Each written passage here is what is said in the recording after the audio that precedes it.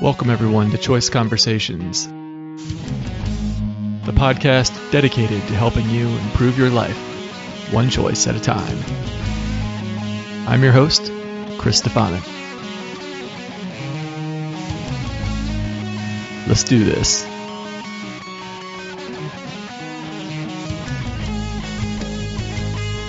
All right, gang. Today, Gary Van Warmerdam is back on the show to join me in doing a book review. We're going over the bestseller, The Four Agreements from Don Miguel Ruiz. Awesome book, really powerful stuff. I think you'll like it. Definitely an enjoyable conversation for me, getting to talk about this wonderful book with Gary. Breaking down belief systems, challenging the laws laid down by society, and changing the way you think to give you choices, as Miguel Ruiz says, happiness is a choice and suffering is a choice. They're both choices. I think you'll enjoy the discussion. Before I take you into that, I did want to say that Choice Conversations, for a temporary period, I'm switching to bi-weekly, every other week, for new episodes.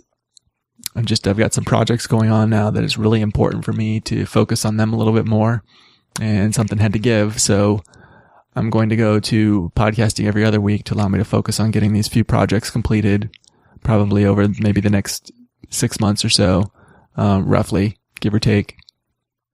So just expect they'll still be coming out Friday mornings, but it'll be every other week instead of weekly. And I definitely want to go back to doing weekly once I get these projects completed. This show is very important to me and is in my long-term plans for it to be a weekly podcast. And I get a lot of value out of it, making these shows for you all. So it's as much for me as it is for you. So definitely going to go back to weekly at some point, but for the short term, going to bi-weekly. So I appreciate your patience while I get these projects taken care of. All right, without further ado, here is the book review with Gary Van Warmerdam. Gary, hey, welcome to the show. Hey, thank you, Chris. Good to be here. All right. So today we're going to talk about a book that I just recently read, The Four Agreements from Don Miguel Ruiz. He, it's a book based on Toltec wisdom. I guess I could just read the little description here that I saw on the internet. The Four Agreements offers a powerful code of conduct that can rapidly transform our lives to a new experience of freedom, true happiness, and love. So yeah, I like that it's like a code of conduct. It helps you to identify the self-limiting beliefs and break those beliefs down, or agreements that he calls them, and to find happiness. So I don't know, what has your experience been like with this book? Now, you were telling me off the air that I believe you were more familiar with the author, his work, than the book itself. Why don't you talk a little bit about that before we dive into the book more? I met Miguel. He's been my teacher, basically, since 1994, and that was a couple years before the book was written. I was already studying with him and had a deep impact on me, his teachings, his events, his workshops, his personal time.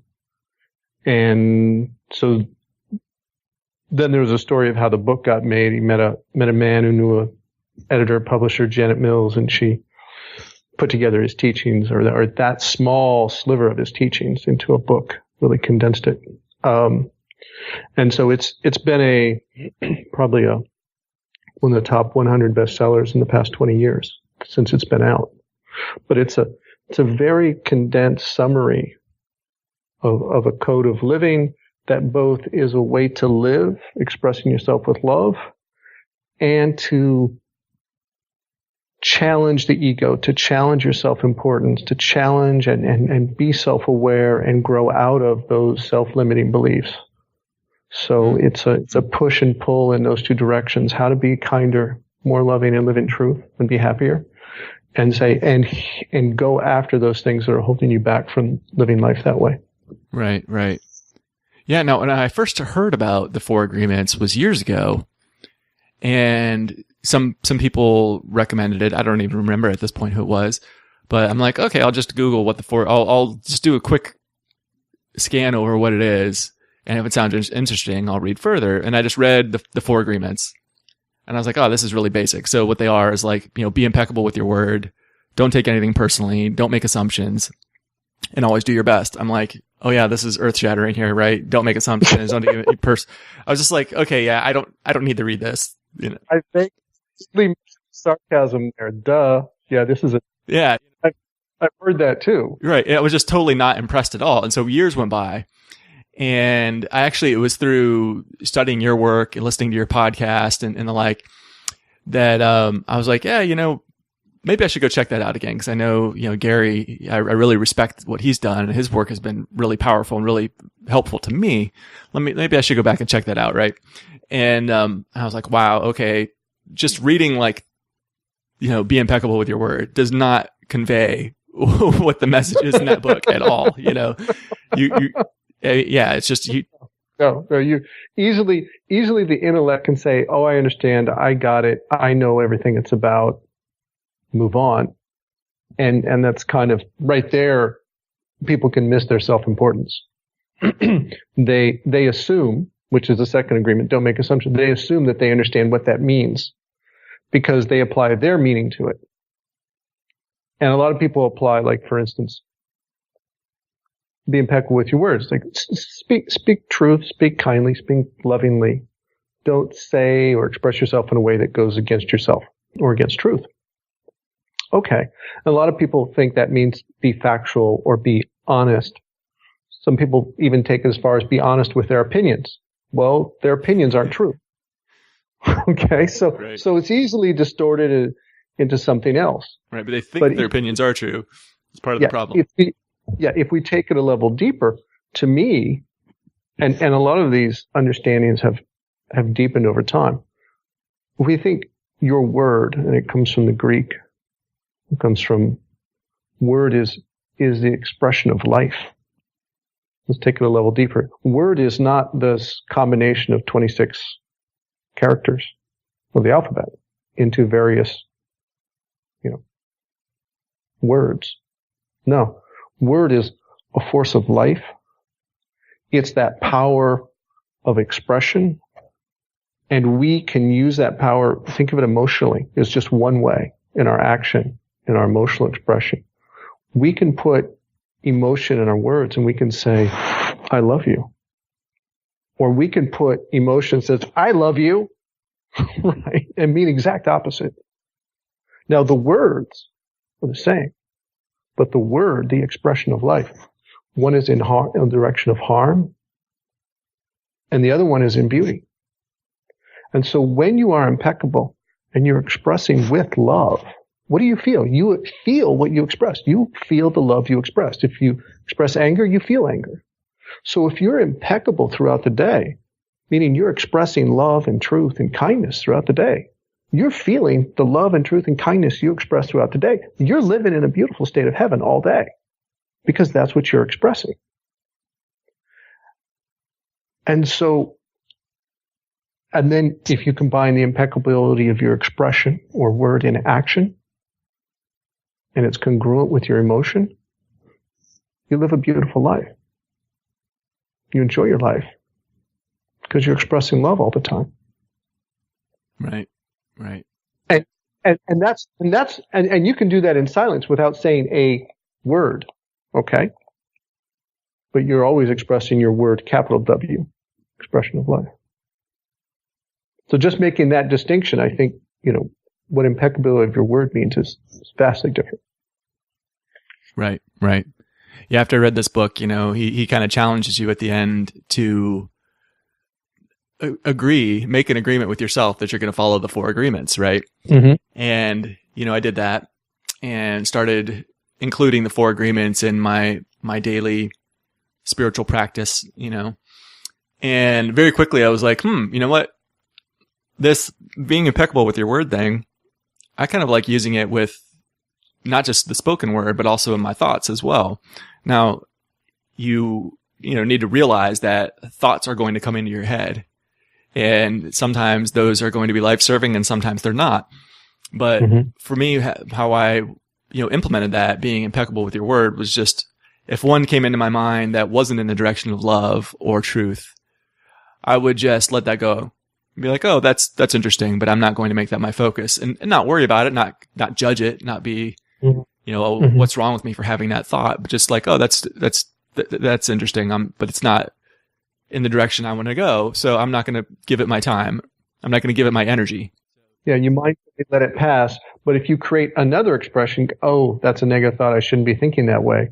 Now you're using it a second time against yourself as a self-judgment for having first thought. Right. Yeah. So, but your approach is, you can't stop the mind. I mean, he makes it.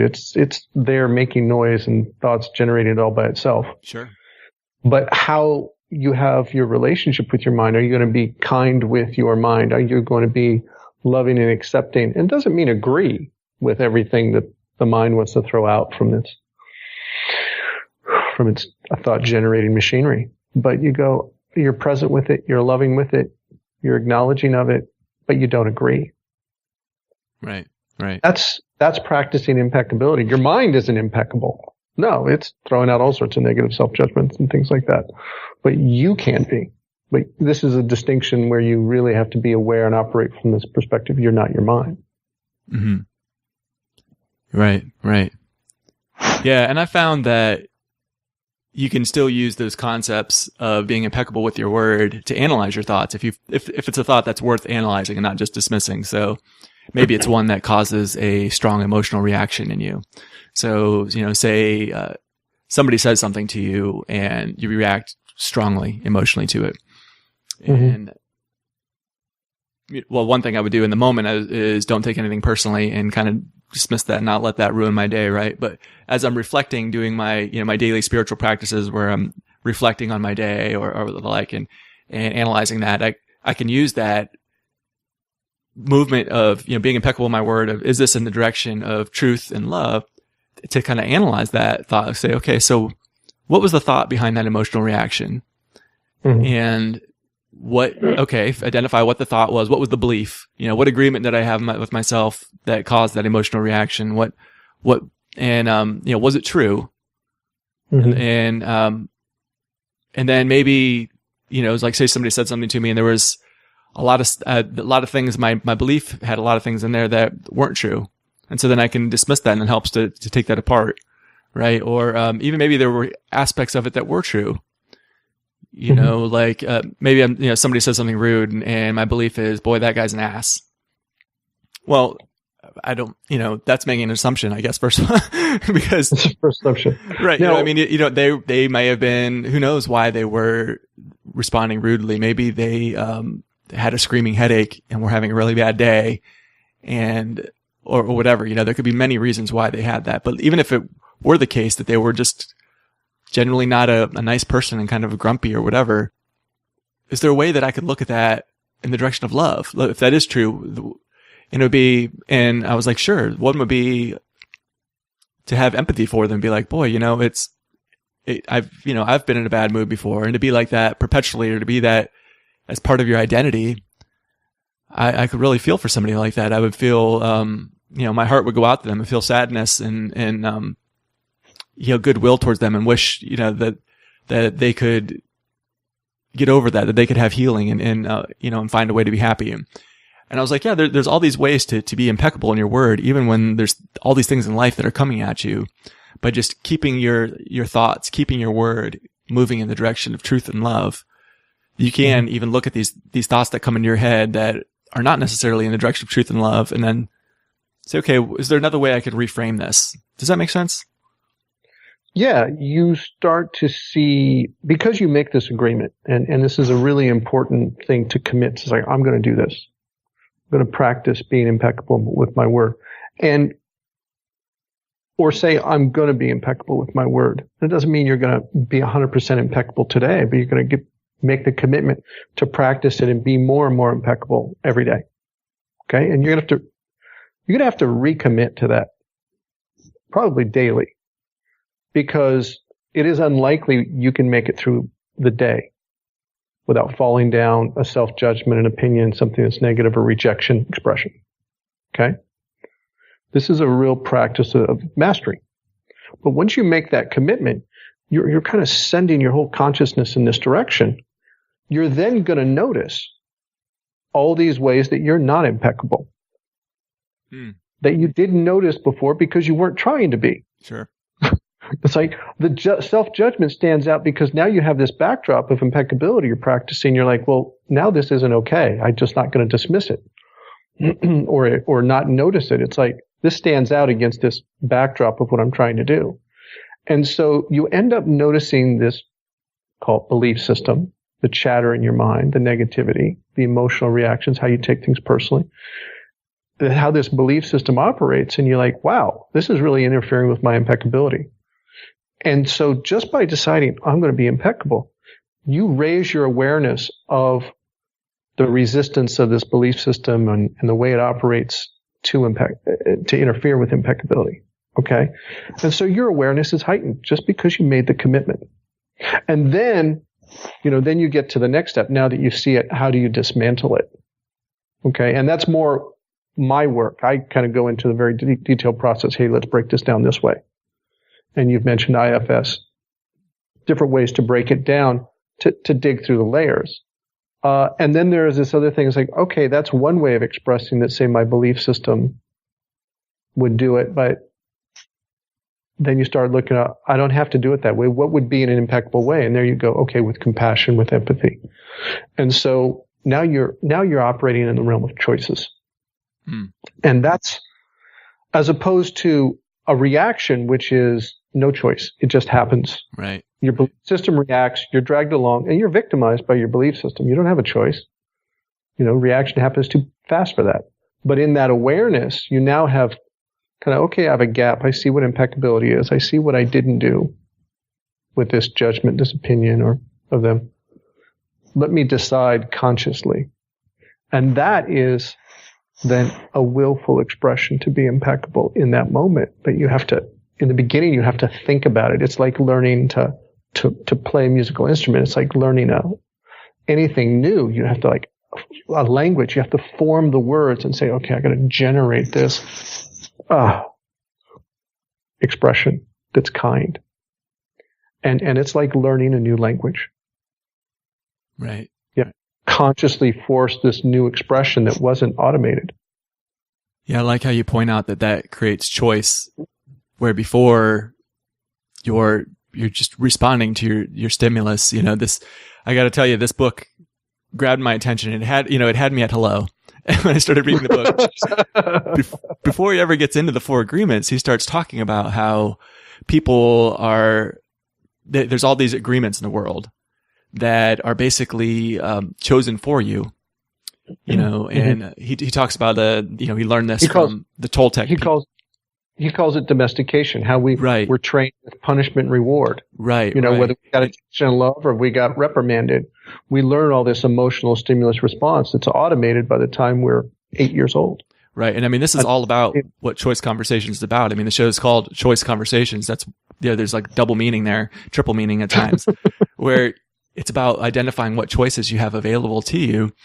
And so he's talking about how people are just kind of going through life running under this programming, and how, and even gives the examples of having viruses in the system. He talks about a gossip. It can be a virus that infects your whole system, right? Your whole programming. And, that had me right away. I was like, okay, this is cool. I like this. And he talked about how so much of the agreements that we have are lies. So they're just things that someone else decided for us, that were handed down. How much of culture is just a sum of many agreements that are not true, that we've inherited, but we think they're true, and we're very comfortable with them being true because we've been domesticated, right? And it's like, but wait, if this isn't true, then there's, my whole belief system falls apart. And so we will fight like tooth and nail to protect these agreements, to keep these agreements there. Even when we start to realize they're not true, they give us comfort. And so that's why, they're so hard to break these agreements, because of the comfort that they've generated, because we've been programmed that way, and we don't know how to live without them per se. And so he talks about all of this right at the beginning, and he's got all these great analogies that he uses. I think some of them he got directly from the Toltec tradition that he comes from. He's a Toltec shaman, which is a people that I think they predated the Aztecs in Mexico, but were wise philosophers and artists and the like, that where he got much of his belief system from, much of this philosophy. But he talks about how basically the Toltecs say that people are always dreaming. There's a dream that we're all familiar with when we're asleep, but then there's the waking dream, and people don't realize that this is all a dream, and it's not real. That's the analogy, is that like much of what you see is just your own dream, and your reality can be completely different from somebody else's, because they have a different set of agreements and they're living in their own dream. But each person thinks what they're experiencing is reality. And when when one person's dream doesn't mesh with another person's dream, then that can lead to conflict, and misunderstanding. So it was, I love his use of, that's just one example. He had many metaphors in. Getting into big philosophical paradigms here, but it's not new. It's not unique. I mean, if you take Plato's allegory of the cave, it's like, what are we really looking at? Are we looking at something that's real? Or are we looking at shadows on the wall? Okay. How much are we seeing? And if you look at the science of it, the visible spectrum is a very narrow amount of the electromagnetic spectrum. So we're seeing with our eyes only a very small bandwidth of what's available. We don't see infrared. We don't see ultraviolet. There's energy fields, emotions. We feel those, but we don't measure those. Okay. Is it real? We have no scientific proof of measurement of love, but I'm sure all the scientists, when they fall in love, they're like, oh yeah, this is real. So, but we don't measure it. So there's a lot of our experience that is not measurable, and how much is going on that we don't see. If you look at matter, it appears solid, but it's not. It's mostly empty space. Okay, so what is it? It's just vibrations of pulsating energy, if you want to get down to it at that level. So we have a sensory system that we've called this physical paradigm reality. But, when we're dreaming at night, when we're in a dream, that can seem very real too, until we're aware it's a dream. So, this is all about, is it a dream, and or what he calls it is a dream, has a quality of dream. Now, there's certainly parts of the dream that he calls the frame, that are not changeable. Okay. We have a body. It's got a certain lifespan. Okay. That's part of the functioning nature of the physical qualities of this dream. But how we express ourselves, how we interpret something, what we feel emotionally, we can take total control over that part and change our experience of any moment by doing so, and have a completely different experience. Okay. These are the dream qualities of experience of this same frame. And some people look at this and go, Gary, you're not living in reality. But I look at that and go, well, you think they're in their belief system that to me isn't reality. Because I'll tell you, I was a naval officer and I was an engineer, and I was very serious about what reality was. And this was woo-woo stuff.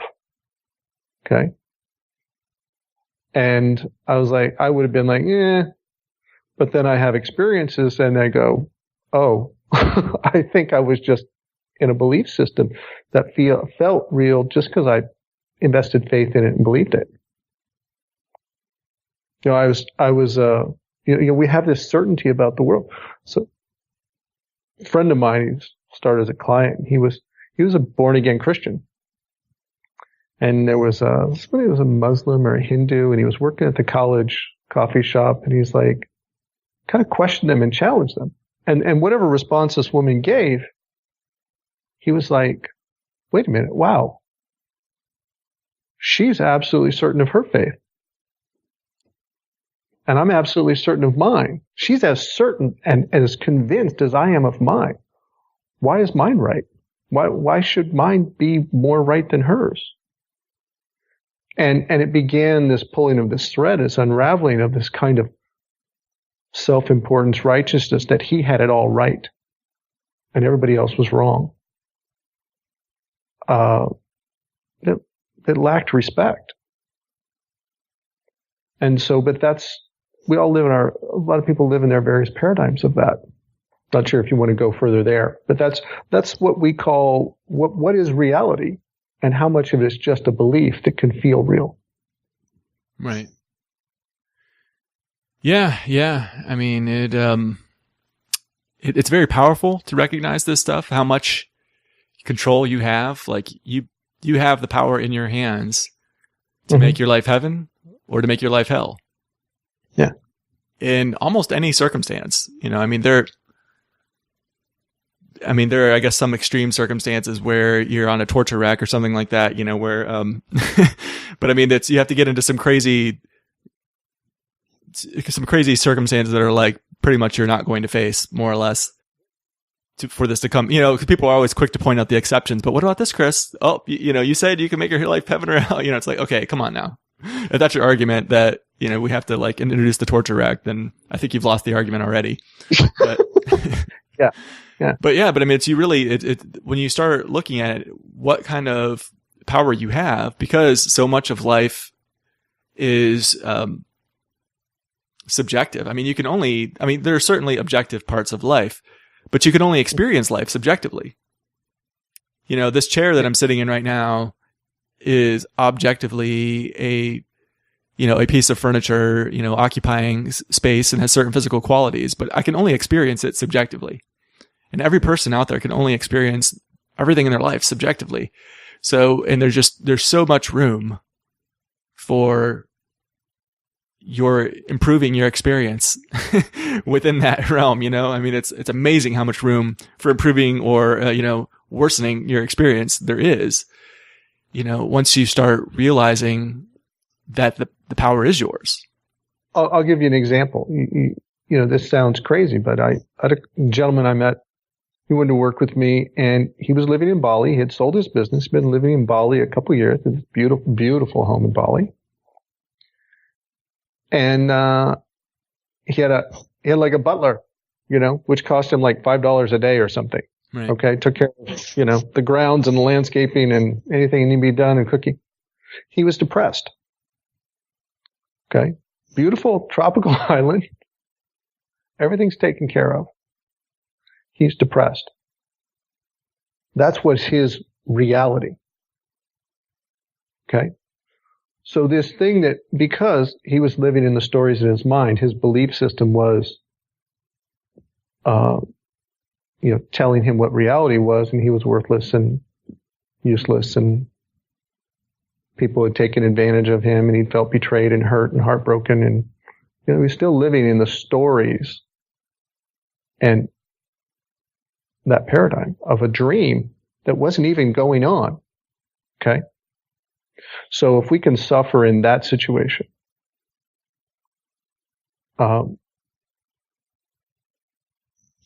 we're really dreaming hell. We dream up a lot of suffering. Right. There's another gentleman just emailed me. We've been having this little email conversation, and his son, who's like 12, is trying out, is on the soccer team, and his son wanted to be captain. And he's like, really good. And he asked the coach, can I be captain? The captain didn't answer. And a couple of days later, the first game, coach picked somebody else. Okay. Well, the dad emails me, hey, what's going on here? I said, I don't know. Ask the coach. He picked the captain. It's like, right. Unless, of course, there's other stuff going on in your anger and sad and feel betrayed and X, Y, Z. And he's like, oh yeah, that stuff going on. I was like, well, you didn't include that in the first email. So there's the facts. My son didn't get picked to be captain. And then there's something generating all the emotion of anger and betrayal and hurt and feeling not important and not heard and unworthy. Where's that coming from? That's the belief system. And so, and this is what you begin to notice when you begin to consider impeccability as possible. I can express love and I can be happy if I practice expressing love or gratitude and appreciation and respect. I'm going to feel that. And then you start to notice all this other stuff happening. And you're like, this doesn't have to be there, but it is. You get to what Miguel calls a declaration of war. And this is where he talks about the term spiritual warriors. You realize that there's this whole system of beliefs that's interfering with my happiness. And you have, at a certain point, you become a spiritual warrior when you make this declaration of war against those beliefs. This thing is my enemy. It's not the world outside. It's not the soccer coach. Okay. It's not that the pie is not ripe enough here in Bali. Okay. Or that I don't have the right granite on my countertops. Or that I didn't get a raise, or my 401k, or the economy, or the job, or the traffic. It's my stories about the traffic, about the economy, about the politics. I'm living in the story and opinion and emotion I tell about all these things. And that's where I'm expressing my word, is in these opinions that are negative rejections. And I'm making myself suffer with these stories and expressions. Then you declare a war against that belief system of opinions. And you say, I am going to free myself from it. And that is a commitment that says that I essentially did very shortly before meeting Miguel. I had realized that I was making lousy decisions. And I'm like, I'm going to change this inside me and I'm going to be happy no matter what. And it was more important than anything else in my life, because if I was doing that to myself, judgment, victimization, I could be with the greatest partner and I'd be miserable. I could have the greatest job and I'd be miserable because I'd be living in my stories, not with my partner. I'd be living my stories about the job, not the job. Okay. I could be in a beautiful tropical paradise, but I'm living the stories in my mind. And that's what I'd experience more of. And so you say, I need to get this straightened out. I need to clean this up. And that's that declaration of war. That's an invitation, that commitment to change your life. Right, right. Yeah, he calls it being at war with a parasite. And he gives, and it's another one of his great analogies of how comparing a parasite to these false agreements, these, what he would call lies, these things that are not true, that are within us. The belief system. That, I'm not good enough or whatever, being at war with them. And that's, where the warrior analogy comes up. It's a small complaint, but I really don't like the warrior analogy. I don't like being somebody that would be fighting against something like that. I would much prefer something like another way to get rid of, if you want to use the parasite analogy, another way to get rid of a parasite is to be a healer. Actually a much more effective way to fight a parasite is to be a healer than to be a warrior against it. You have a parasite on your arm, so you chop your arm off. Where instead you could, get rest and maybe take certain herbs or whatever, concentrate on mind over matter and some healing affirmations and the like. But at any rate, that's a small complaint. That's a nuance. The warrior is generally considered, to be brutal, but he makes a distinction. It's not to be a warrior like a soldier in ways, but to be a warrior in that kind of determination, that kind of courage. That's the aspects of the warrior you need to bring to the process. You need to be ruthless, and not ruthless mean, but ruthless like focused, and that can be with love. It can be with compassion. But yeah, that's not, he doesn't go very deeply into it, but he's deeply compassionate. He's deeply loving. And he has, in a way, that's no tolerance for suffering. Okay. Right. Yeah, I kind of got that listening to an interview with him. So he's ruthless. Okay. But not in a mean way. You know, it was a teaching once, and there was a group of us. It was kind of an advanced class, and somebody was really going through a rough time, and somebody, you know, was like breaking down in tears, and somebody was going to come over and comfort this woman, and he's like, "No, leave her alone. She's breaking. She needs to break. Her whole dream, her belief system is breaking. All that emotion needs to come out. And don't distract her by putting your arm around her. She needs to feel the loneliness that's inside." Okay. It was like, okay. That's how it opens up and heals. Okay. Right. So one thing he did say with the warrior, which I liked, was he said, you know, the warrior refrains from expressing emotion, which is different than what the victim does. The victim suppresses emotion. So he said, you know, suppression is based off of fear, where the warrior refraining, he still expresses those emotions, but it's at a time of his choosing, at a time when it's, you know, most life serving to the warrior to express them. Right. So that was, I appreciated that distinction. Yeah. Yeah, the notion of a warrior that we're going to put on this armor and be tough, absolutely not. No, we're going to feel those. We're going to be so honest and courageous that we're going to go in and say, "I got these emotions. Let me move through them." So they're done, as opposed to, you know, be afraid to feel them, which is repression and suppression. Yeah. So you have to look through the nuances of what does this mean, and if you just take this symbolic term of what a warrior is and you put on armor, you're like, no, you don't understand what a spiritual warrior is. Spiritual warrior is going for the truth. It's going to be living in the way of the Spirit, living in freedom from lies, because Spirit and truth go together. Okay, I'm going to live in truth, free of these lies. And that means free of this emotion of suffering that's connected to these lies, or that the agreements that they came with. I'm not good enough, or what have you, or nobody wants me and I'll always be alone. Like, those have emotion, and that emotion has to go, and the lie has to go. And this is what you're engaging in an honest way, and not repressing, not putting armor over and burying, because that's what soldiers are trained to do in combat. For the most part. Okay. Having a military background, you learn to armor up emotionally. And this is essentially the opposite. Right. All right. So we've talked a lot about being impeccable with your word, and maybe just a little bit on the others, but let's just we don't have a ton of time to dive into each one of these. And I highly encourage the listeners to go read the book. And there's just so much in there. But let's just real quick hit on each one of these. So don't take anything personally. You know, going back to his, you know, he's really great with his analogies. One of the analogies that he talks about is the smoky mirror. He says when people are looking at others, it's like they're looking into a mirror and seeing themselves, but there's a haze of smoke that allows them to not see clearly. They don't realize that they're looking into a mirror.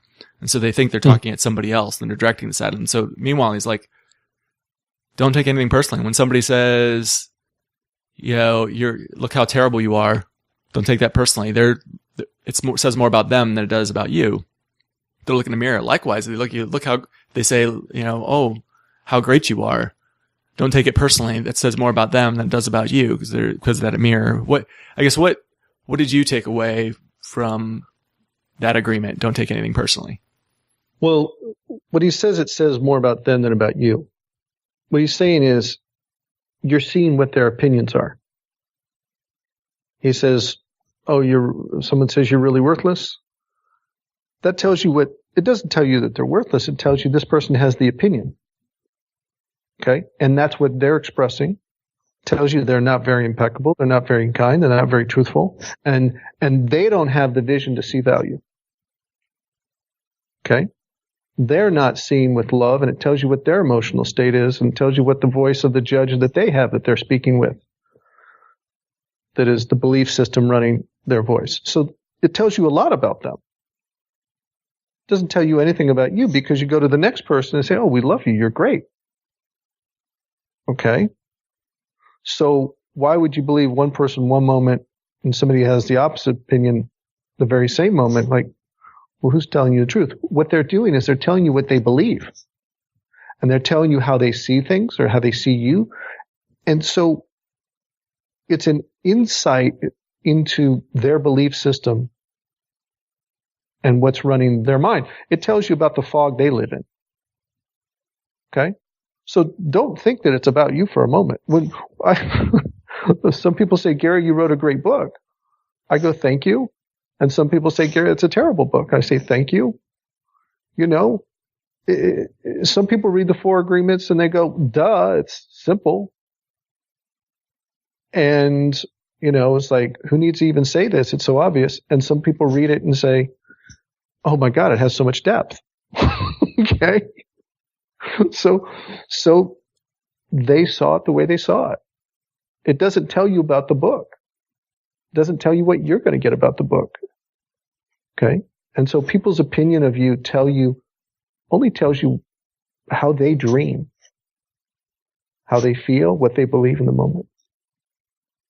Okay. And so finding a clear reflection of yourself when you let that stuff go is like, it's an interesting process.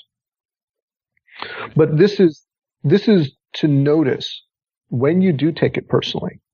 Of course, you make the agreement, I'm not going to take anything personally. And then once you do that, it heightens your awareness to the fact, gosh, I take a lot of stuff personally.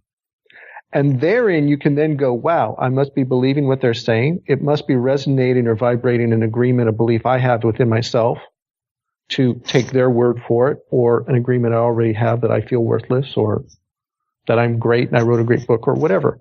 You know, it's like, wow, I quickly am jumping to these conclusions and believing what they're saying. This is what's going on with me. So when you do take something personally, you do have a reaction. It's like, this is telling you about your belief system. So it's a great agreement to have to help you see your fog. Okay. And some people say, well, Gary, why wouldn't you take that compliment? Somebody said you're beautiful or you did that great. Why not take that? It's like, well, if you take that ride up, somebody can then take the compliment away and you fall down. Or your part of you is looking to feel better or need somebody else's opinion in order to feel good about yourself.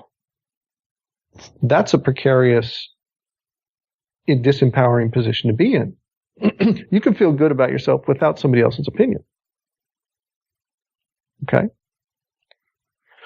So why have power over your emotions in somebody else's hands? No, thank you. Mm. So not taking things personally is a great commitment, and don't expect to keep it. Expect to use it as a way to look for the agreements where your believing lies.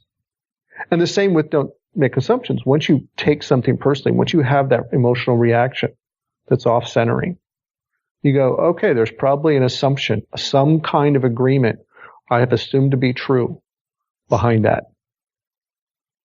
Okay? And let me go look for that agreement and heighten my awareness to step out of that fog, to dissolve it. Right. Love it. Yeah. So that's how those two work together. Mm-hmm. I agree. And then he talks about with don't make assumptions. There were some pretty interesting things in that chapter where he said basically knowing things makes us feel safe. Not knowing things makes us feel uncomfortable or makes us feel unsafe. And one result of that is we make assumptions. That way we feel comfortable that way, that we know stuff. Mm-hmm. Even though, and we just assume that the assumptions are true, when often they are not, right? Mm-hmm. And he said, as a culture, we have an agreement that it's not okay to ask questions, and then that it is okay to assume. And he goes on, and this is a common problem you see in relationships, where he says, if people really love us, they'll know what we want and what we feel. And so We don't have to say it. We don't have to tell them what we want. We don't have to tell them what we feel. And then, so much suffering and big lie. Right. Comes out of that, because, people of course often don't. And, so it was really interesting reading all the ways that this don't make assumptions, has an impact in the world we see around us, and he said, it's when you take on this agreement, don't make assumptions, you're really taking the responsibility. You're making the agreement to ask questions and to get clarification. And to really know what's going on rather than living in this world where, half the time or more, you're running on bad information because you just assumed something was one way when it wasn't. Absolutely. I like this guy in this soccer story. I said, we're living in the assumption of why did he do this? Does this mean this about me? And why does he not care about my son? It's like, wait a minute. Go ask him. And life gets very simple. He's spending all those stories are based on assumptions. All those emotional reactions based on assumptions. Like, just go ask him. Hey, what happened with the choice? Why'd you not choose my son? And he's like, oh, it's like, oh, well, they're 12. And the coach, was like, hey, they're 12. And your son's a great player and he's going to be a great player. But this kid, I want to give him the confidence. So he's going to be captain for a while. Help him grow. It's like, well, that's nice. Okay, good. Has nothing to do with his son. But our mind throws in a lot of information that has no basis in reality. We have the ability to ask ourselves a question. Like, well, why didn't he choose my son? A question we don't know the answer to. And then the mind answers with all sorts of proposals. The question we didn't know the answer to. It says, oh, maybe he didn't choose him for this. Maybe it was because of that. Maybe because of this. Oh, what if he's this? And it's about me and that I asked wrong and I alienated the coach and I made him uncomfortable and this is now retribution against me. It's like, we don't know the answer to that question. If we did, we wouldn't have had to ask the question.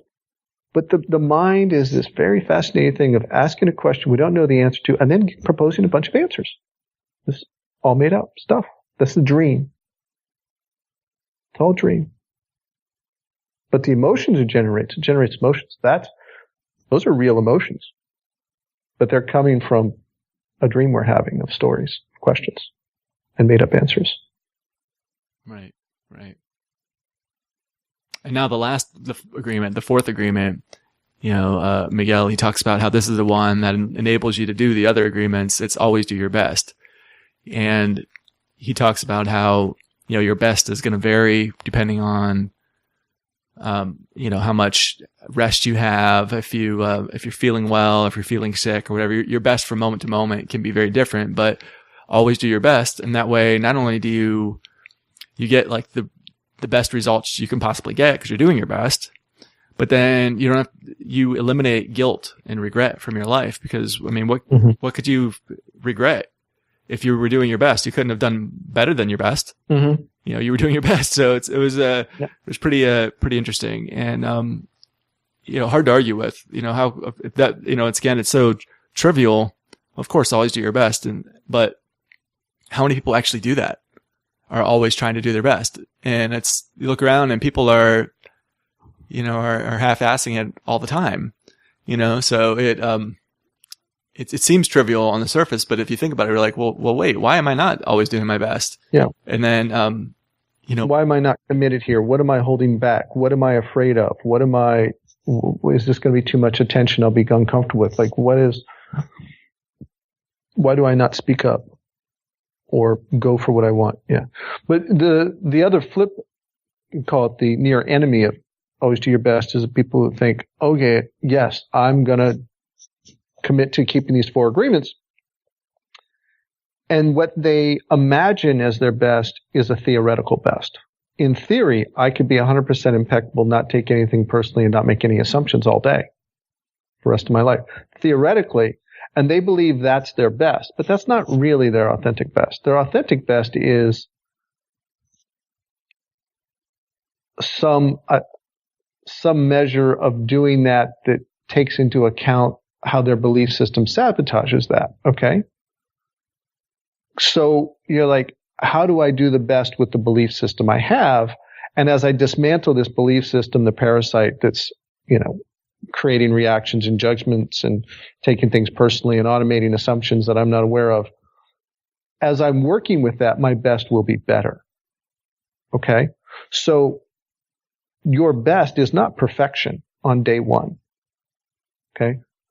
Playing the guitar perfectly on, Stairway to Heaven on your first day of practice is not your best. That's, an imaginary best, but you can't make your fingers consciously learn that.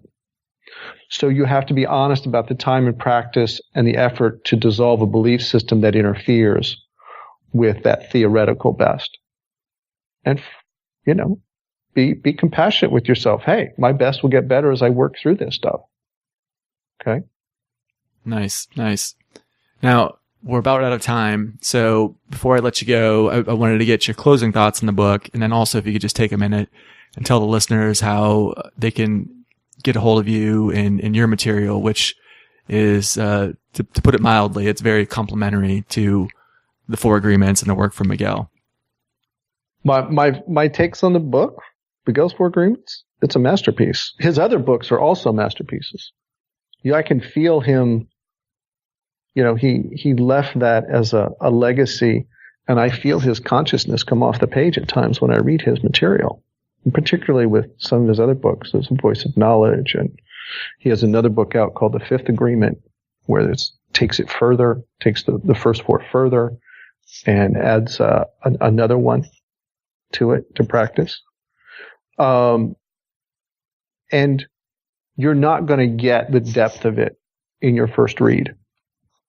You read it 6 months later, read it a year later. After you read it, you practice for a while, you're going to be a different person, and then go read it again. And then with new eyes, because you're a different person, then you're going to draw things out of that book that you had not seen before. And you not realize, you not interpret it that same way. Okay. So it's a progression of deepening with time to practice. Okay. And a lot of my material that I created, my website, my book, MindWorks, my online course in self-mastery, was because people were going, okay, Gary, I got these four agreements. I see the principles. What do I do day to day? Break it down for me in step-by-step process. And that's what I do. It's also, in the back of the book, it's like page 97, chapter 6. After the four agreements, Miguel say, well, what do you go do? To really live these four agreements is you have to do two things. You have to develop self-awareness to be able to practice them. And you have to do an inventory of these agreements you've been living by that have been going against yourself, that aren't impeccable, and dismantle them. And that's where my processes kick in. I want to live the four agreements. Let me go challenge this belief system that's been automated and that is creating reactions within me. How do I become aware of it and dismantle it? And that's the belief system inventory I teach in my book and my online course. Right. Yeah. If these things that we've been talking about today speak to you, if it really resonates, if you want to learn more, reading the Four Agreements, that's like getting your bachelor's degree. Reading MindWorks is going to be your master's degree. And then if you want to go for the full doctorate, that's when you take the online course from Gary. So I highly encourage my listeners to check out your work, Gary. It's quite excellent. I really have found a lot of value in it. Thank you. Glad to be of help. Yeah. And I appreciate it. So it's, it's been definitely helped improve my life. So, all right. Well, we're out of time. Thank you so much for joining me today to talk about this wonderful book. It's been a pleasure, Gary. Chris, thank you very much for giving me the opportunity to share. Appreciate it. Have a great day. Yep, you too. All right, I hope you enjoyed that. The Four Agreements is very quickly becoming one of my favorite books. I think I've moved it into my 5 most influential books. And, I've just read it within the last few weeks. In fact, I've read it twice in the last few weeks. It's not very long, so you can read it several times. And it's so deep that you'll get something new out of each time. So check it out. Definitely read the book. The book review we did today, while it was fun, and hopefully gave you some insights, it's no substitute for the book. Go check that out, and I'll put a link to the book in the show notes. Also, check out Gary's stuff. He has a wealth of good stuff on his website, blog posts, podcasts, and his book is quite excellent. MindWorks, as well as his self-mastery online course. So just go to pathwaytohappiness.com and check that out. Again, I will also link that in the show notes. All right. Thank you so much for joining me today. Have a great day. Or not. The choice is yours.